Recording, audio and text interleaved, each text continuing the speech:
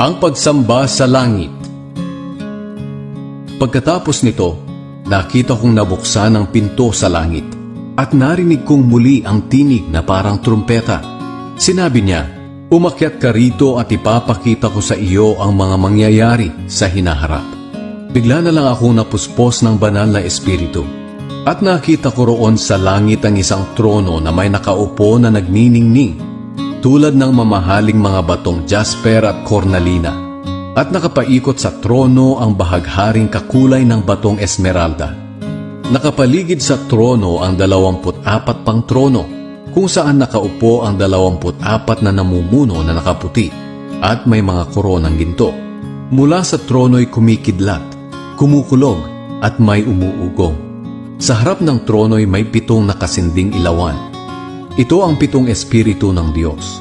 Sa harap ng trono ay mayroon ding parang dagat na salamin na kasing linaw ng kristal. Nakapaligid sa trono ang 4 na buhay na nilalang na punong-puno ng mga mata sa harap at likod. Ang unang nilalang ay parang leon, ang pangalawa ay parang guya, ang pangatlo ay may mukha na parang tao, at ang pang-4 ay parang agilang lumilipad. 6 ang mga pakpak nila at punong-puno ng mata ang buong katawan.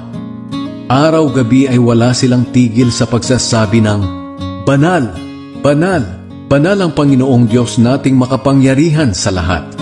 Siya ang Diyos noon, ngayon at sa hinaharap." Habang nagbibigay sila ng parangal, papuri at pasasalamat sa nakaupo sa trono na nabubuhay magpakailanman, lumuluhod at sumasamba sa Kanya ang 24 na namumuno.